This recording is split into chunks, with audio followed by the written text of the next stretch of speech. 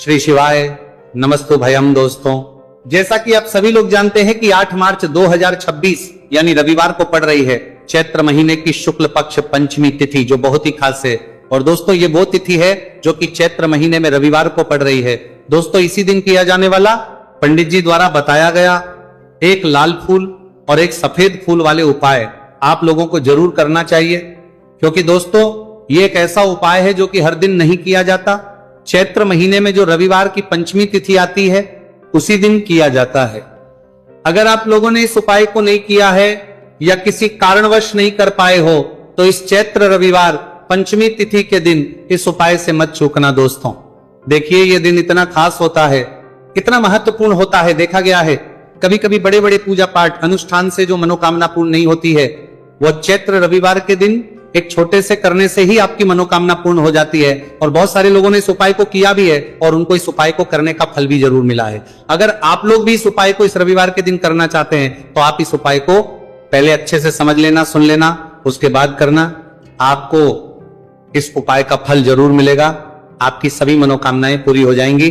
दोस्तों, हम आपको यहां पर बता दें कि ये जो एक लाल फूल और एक सफेद फूल वाले उपाय है, ये उपाय पंडित जी ने अपनी अभी की सीहोर की कथा में ही बताया है। उपाय को करने से आपके घर में चाहे किसी भी प्रकार की दुहक और समस्या क्यों ना चल रही हो, आपको उसका कारण भी नहीं पता है कि भाई ये समस्या किस कारण से चल रही है। उसका कुछ भी कारण हो सकता है, जैसे पितृदोष हो सकता है, कालसर्प दोष हो सकता है, या किसी भी तरह का मंगल दोष भी हो सकता है, और भी बहुत तरह के दोष होते हैं, कुछ भी हो सकता है। पर आपको इस उपाय को करने के लिए अपने दोष को पता लगाने की भी जरूरत है। आपके घर में किस कारण से इतनी दुख और परेशानी आ रही है वो भी आपको पता लगाने की जरूरत नहीं है। बस रविवार को पंचमी तिथि के दिन इस उपाय को कर लेना है, क्योंकि इसी एकमात्र उपाय को करने से आपके पूरे घर परिवार में सुख और शांति हो जाएगी। आपके घर में अच्छे अच्छे काम होने लगेंगे, आपकी जो भी मनोकामना होगी वो भी धीरे धीरे करके पूर्ण होना शुरू हो जाएगी। अब हम समझते हैं इस एक लाल फूल और एक सफेद फूल वाले उपाय को आपको करना कैसे है, किसको करना है, किस करना है और कैसे करना है। देखो, उपाय बिल्कुल आसान है, बस समझने वाली बात है। ध्यान से समझिए, उसके बाद ही आप लोग जो है इस उपाय को जरूर कीजिएगा। सबसे पहली चीज हम लोग ये समझते हैं कि इस एक लाल फूल और एक सफेद फूल वाले उपाय को इस आने वाली रविवार पंचमी तिथि के दिन किसको करना है। तो देखिए, इस उपाय को घर के सभी सदस्यों को करने की बिल्कुल भी जरूरत नहीं है। घर में से कोई एक मुख्य बड़ा सदस्य इस उपाय को करेगा तो उस घर परिवार के सभी सदस्यों को इस उपाय को करने का फल मिल जाएगा।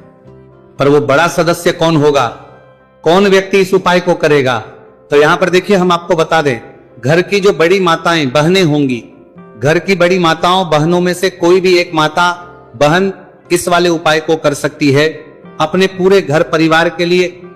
घर में सभी सदस्यों को इस उपाय को करने की जरूरत नहीं है, मात्र घर की जो माताएं बहनें हैं उनमें से कोई भी एक माता बहन इस वाले उपाय को करेगी तो उसके घर परिवार के पूरे सदस्यों को इस उपाय का फल मिलेगा। अगर किसी कारणवश माताएं बहनें घर में उपस्थित ना हो या वो इस उपाय को ना कर रही हो, कुछ दिक्कत हो, तो भाई उस जगह पर फिर घर का कोई बड़ा व्यक्ति भी इस उपाय को कर सकता है। माताओं बहनों के कहने का मतलब यह था कि माताएं बहनें घर की लक्ष्मी होती है। जब घर की लक्ष्मी कोई उपाय करती है तो निश्चित ही भगवान शिव जी जल्दी प्रसन्न होते हैं और उपाय का फल में बहुत जल्दी और बहुत बड़ा करके भी यहां पर देते हैं। तो आप लोग ये बात समझ गए होंगे। अब हम ये बात समझते हैं कि इस वाले उपाय को हमें करना किस समय है। एक लाल फूल और एक सफेद फूल वाले उपाय को हमें पंचमी तिथि के दिन करना किस समय है। तो देखिए, इस उपाय को करने का जो समय है, सुबह का समय भी है और शाम का समय भी है। अब देखिए, यहां पर हम मुख्य रूप से सुबह का समय नहीं बोलेंगे, क्योंकि देखिए ये जो पंचमी तिथि है और आप सभी लोग जानते हैं रविवार पंचमी तिथि के दिन का प्रदोष काल का मतलब शाम का जो समय होता है ना, इस दिन भगवान शिव जी का सबसे प्रिय दिन होता है। तो आप लोग इसे एक लाल फूल एक सफेद फूल वाले उपाय को सुबह के समय भी कर सकते हो और शाम के समय प्रदोष काल में भी कर सकते हो। सुबह के समय अगर कर रहे हो तो 10 या फिर 11 बजे तक भी अगर उपाय करोगे तो भी आपको उपाय का फल मिलेगा। वही अगर शाम के समय कर रहे हो तो इस दिन जरूर शाम के समय का ध्यान रखना कि शाम के 6 बजे से लेकर 7 बजे के बीच में अगर आप इस उपाय को कर सकते हो तो बिल्कुल कर लेना, पूरी कोशिश करना। पर अगर किसी कारणवश इस समय के बीच में ना कर पाओ तो रात 8 बजे तक भी अगर आप उपाय को करोगे तो आपको उपाय का फल जरूर मिलेगा। ये बात आपको समझ आ गई कि आप इस उपाय को सुबह और शाम दोनों समय कर सकते हो, मतलब करना आपको एक ही समय है। घर में से किसी एक ही बड़े व्यक्ति को करना है, एक ही बार इस उपाय को करना है, दोनों समय नहीं करना है। आपको जो समय अच्छा लगे आप उस समय पर इस वाले उपाय को कर सकते हैं। तो चलिए जानते हैं इन विशेष उपायों के बारे में। लेकिन उससे पहले जो भी मेरे भाई मेरी प्यारी बहनें आज चैनल पर पहली बार आए हैं या मेरी आवाज आज पहली बार सुन रहे हैं, अगर आप भी महादेव के सच्चे भक्त हैं तो वीडियो को लाइक और चैनल को सब्सक्राइब जरूर कर लें और कमेंट बॉक्स में लिखें हर हर महादेव देखो। अब सबसे पहली बात आती है कि इस उपाय को हमें करना किस लिए है। जैसा कि हमने अभी आपसे बोला कि इस उपाय को करने के बाद आपके जीवन में बहुत सारी खुशियां आएंगी, आपकी मनोकामनाएं पूर्ण होंगी, आपकी धन की समस्या दूर होगी, आपकी पैसों की समस्या दूर होगी।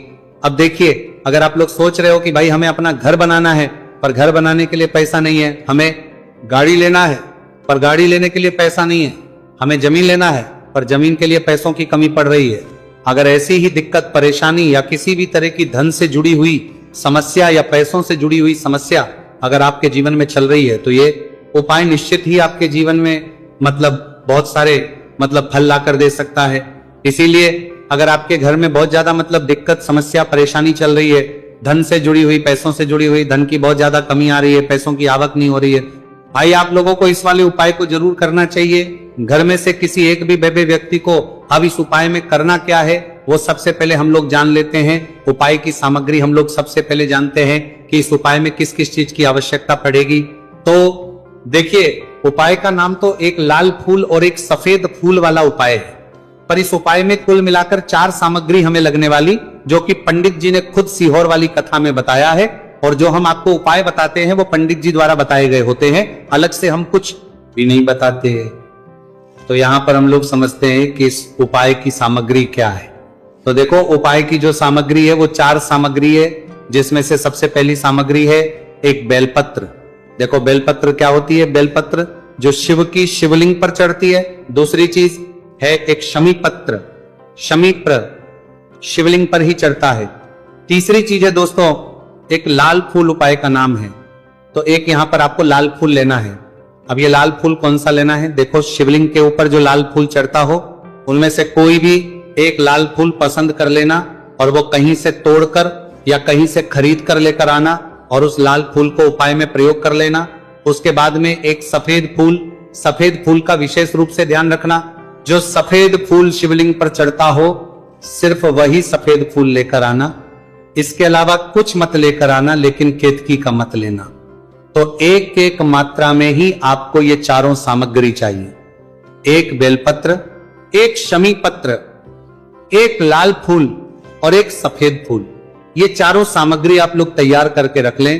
प्रदोष काल में या सुबह के समय जब भी आप इस उपाय को कर रहे हैं, जैसे ही आपके उपाय की सामग्री तैयार हो जाती है तो क्या हम सीधा उपाय को करने के लिए इन चारों सामग्री को उपाय करने के लिए जा सकते हैं? नहीं। तो यहां पर आपको इस बात का ध्यान रखना है कि हम भगवान शिव जी को प्रसन्न करने के लिए तो जा रहे हैं, हम अपनी मनोकामना को पूर्ण करवाने के लिए तो जा रहे हैं, पर हमें यह दर्शाना बिल्कुल भी नहीं है कि हम सिर्फ अपने फायदे के लिए भगवान शिव जी के मंदिर में आए हैं। इसीलिए हम इस उपाय को करने के साथ साथ में भगवान शिव जी की पूजन अर्चना के लिए कुछ सामग्री भी जरूर लेकर जाएंगे। जैसे कि सुबह समय अगर आप उपाय को कर रहे हो, इस एक लाल फूल और एक सफेद फूल वाले उपाय को, तो भाई सुबह के समय आपको 1 लोटा जल लेकर जाना है। जो लोग प्रतिदिन शिव जी के मंदिर जाते हैं, पूजन अर्चना करते हैं, जल चढ़ाते हैं, फूल बेल पत्र सब कुछ चढ़ाते हैं, भाई वो अपनी पूजन अर्चना वैसी की वैसी ही करना। बाकी जो सिर्फ उपाय को करने के लिए जा रहा है, जो कुछ भी लेकर नहीं जा रहा है, उसे कम से कम 1 लोटा जल अपने घर से भरकर लेकर जाना। अगर आप उपाय को कर रहे हो, है ना, क्योंकि इस वाले उपाय को आप भगवान शिव जी की पूजन अर्चना करने के बाद ही करना। वहीं अगर बात करें शाम के समय की, अगर कोई व्यक्ति शाम के समय प्रदोष काल में इस वाले उपाय को कर रहा है, तो भाई आपको मात्र एक घी का दीपक तैयार करना है। यह बात हम हमेशा बोलते हैं, शाम के समय प्रदोष काल में कोई कर रहे हो ना, तो दीपक का विशेष महत्व होता है। रविवार पंचमी तिथि दिन का प्रदोष काल में जो भी व्यक्ति दीपक जलाता है ना, भगवान शिव जी के मंदिर में भाई उसके जीवन से सारी दुख और परेशानियां भी दूर होती है। तो भाई इस दिन दीपक का विशेष रूप से ध्यान रखना आप लोग। अगर आप इस उपाय को शाम के समय प्रदोष काल में कर रहे हो, है ना, ये जो दीपक आप लोगे ये आटे का लोगे। जो आटा आप गूंद दोगे उसके अंदर कुछ भी मत डालना, मात्र साधा आटा लगाकर उसे तैयार कर लेना और एक मीडियम साइज का दीपक तैयार कर लेना। दीपक ना ज्यादा छोटा हो ना ज्यादा बड़ा हो, है ना। उसके बाद में दीपक आपका तैयार हो जाए तो इसके अंदर जो बत्ती रखोगे वो गोल बत्ती रखोगे। देखो गोल बत्ती भी दो तरह की होगी, एक बाजार की और एक घर वाली। तो कोशिश करना अपने घर में जो रुई रखी हुई है उस रुई से आप लोग एक गोल बत्ती अपने ही हाथों से बनाओ। उपाय का फल अच्छा मिलता है। भगवान शिव जी जल्दी प्रसन्न होते हैं। जब हम किसी भी उपाय को अपने हाथों से परिश्रम करके तैयार करते हैं तो आपको उस दीपक के अंदर एक गोल बत्ती रख देनी है। इसके अंदर जो चीज आप लोग डालोगे वो डालोगे शुद्ध देसी गाय का घी। इस बात का विशेष रूप से ध्यान रखना, शुद्ध देसी गाय का घी ही डालना है, तेल वगैरह नहीं। आज के दिन तो मत डालना, रविवार पंचमी तिथि के दिन, क्योंकि भगवान शिव जी का सबसे प्रिय दिन और प्रिय समय पर हम लोग इस वाले उपाय को कर रहे हैं। तो थोड़ा सा शुद्ध गाय का घी इतना डालना कि वो दीपक कुछ समय तक चल सके। ना बाजार वाला मिलावटी घी डालना, ना भैंस का घी डालना, शुद्ध देसी गाय का घी। आपको ढूंढने में थोड़ी मतलब मेहनत लगेगी और महंगा भी मिलेगा, पर गाय के घी से भगवान शिव जी प्रसन्न होते हैं और उसी शुद्ध देसी गाय के घी से घर में बरकत भी बनी रहती है और हमारे घर में सुख शांति भी बनी रहती है। इसलिए शुद्ध देसी गाय का घी अपने घर में हमेशा रखा करो। वो भगवान शिव जी के कार्यों में भी उपयोग में आता है और उपायों में भी हम लोग प्रयोग कर सकते हैं। तो यहाँ पर आपकी सारी तैयारियां हो, बड़े आर्गय की सरकारी तैयारियां हो चुकी है। उपाय को करते समय शुद्धता का विशेष रूप से ध्यान रखिएगा। सुबह कर रहे हो तो भाई सुबह तो आपको स्नान करना ही करना है, बाकी शाम को कर रहे हो तो शाम को मात्र हाथ मुंह धोकर भी आप लोग इस वाले उपाय को कर सकते हो। कोई दिक्कत वाली बात नहीं है भाई। उपाय की पूरी सामग्री तैयार कर और पूजन सामग्री लेकर आपको भगवान शिव जी के मंदिर पहुंचना है, जो आपके घर के पास में हो, जहां पर शिवलिंग विराजित हो, शिवालय हो, वहां पर आप लोगों को पहुंचना है। और जैसे ही आप भगवान शिव जी के मंदिर में पहुंचते हो वहां पर जाकर ही उपाय शुरू नहीं करना है। पहले आपको भगवान शिव जी की पूजन अर्चना करना है। पूजन अर्चना कैसे करोगे?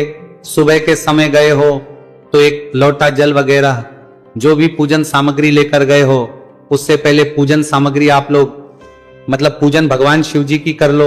जो व्यक्ति सिर्फ एक लोटा जल लेकर गए वो शिव जी के शिवलिंग पर मात्र एक लोटा जल एक धारा से धीरे धीरे करके चढ़ा लो। अपनी पूजन अर्चना आप लोग जो है पूरी कर लो पहले। उसी के बाद अगर आप शाम के समय कर रहे हो तो पहले जाकर बैठना है भगवान शिव जी के शिवलिंग के पास में। आप जो दीपक तैयार करके लेकर आए हो उस दीपक को पहले जलाना है। ये जो दीपक आप लोग जलाओगे ना, ये किसी और की माचिस से मत जला, अपनी ही माचिस अपने ही घर से लेकर आना और इस दीपक को अपने ही माचिस से जलाना। अगर आपने मंदिर की माचिस या किसी और की माचिस ले ली, इस उपाय को करने में इस उपाय का फल उस व्यक्ति को भी बहुत मिल जाएगा। इस बात का ध्यान रखना। अपने घर से अपनी ही माचिस लेकर जाना और इस दीपक को जलाना। दीपक को जलाने के बाद भगवान शिव जी की शिवलिंग के पास में रख देना। शिवलिंग के इतना पास में मत रखना कि शिव जी को आंच लगे। थोड़ी सी दूरी बनाकर ही जो है इस दीपक को शिवलिंग के पास में आप लोग रख दीजिएगा। अब जैसे ही आपकी पूजन अर्चना हो जाती है, भगवान शिव जी के शिवलिंग के सामने या आसपास कहीं पर भी बैठ जाइए उपाय को करने के लिए। और उपाय को करने से पहले आप लोग अपनी वो चारों पूजन सामग्री निकाल लीजिए। उपाय की जो सामग्री है वो निकाल लीजिए और भगवान शिव जी के शिवलिंग के ऊपर एक माता अशोक सुंदरी जी का स्थान देख लीजिए। माता सुंदर जी का जो स्थान होता है वो जलाधारी के ऊपर होता है।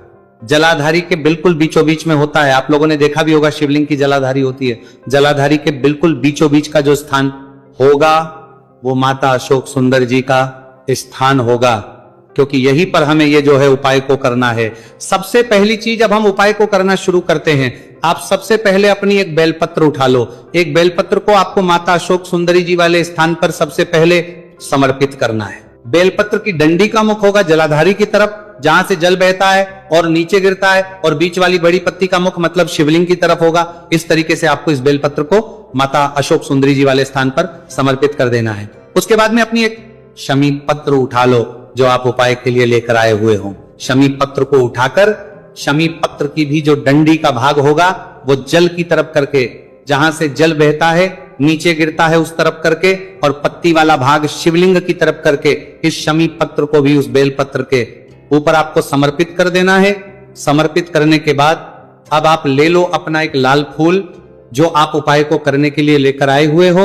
इस लाल फूल का जो खिला हुआ भाग होगा, चाहे वो गुलाब का फूल हो, चाहे कोई सा फूल जो शिवलिंग पर चढ़ता हो, भाई उस फूल का जो खिला हुआ भाग होगा वो शिवलिंग की तरफ होगा। बाकी जो पीछे का भाग होगा फूल का वो जलाधारी की तरफ, जहां से जल बहता है नीचे गिरता है उस तरफ होगा। और आखिरी में आपका जो एक सफेद फूल बचा हुआ है, इस सफेद फूल को भी आपको लेना है और सफेद फूल का जो खिला हुआ भाग होगा वो शिवलिंग की तरफ होगा, जहां पर शिवलिंग रखा हुआ है उस तरफ होगा, और डंडी का भाग जलाधारी के पीछे की तरफ हो जाएगा। मतलब जो जहां से जल बहता है और नीचे गिरता है, जब आप एक बेलपत्र, एक शमी पत्र और एक लाल फूल, एक सफेद फूल चढ़ा रहे हो, तो उस समय आप लोगों को कांता भगवान या कांता चक्र का नाम लेते हुए ही जो है इस उपाय को करना है, और भगवान शिव जी और नारायण जी का स्मरण करते हुए ही इस उपाय को आपको करना है। तो जब भी आप एक बेलपत्र, एक शमी पत्र, एक लाल फूल और एक कमी हो रही है, जो भी दुख और समस्या परेशानी चल रही हो आपको अपनी, वो दुख और जो है भगवान शिव जी से उपाय को पूरा करने के बाद वहीं पर पास में बैठकर बोल देना है, हाथ जोड़ के आंखें बंद करके अपनी परेशानी और श्री शिवाय नमस्तु भयम का जाप करना है। दोस्तों, आज हमने इस वीडियो में कुछ उपाय बताए हैं जो आपको करने हैं। अगर आपको वीडियो अच्छी लगी हो तो वीडियो को 1 लाइक और चैनल को सब्सक्राइब जरूर करें। हर हर महादेव।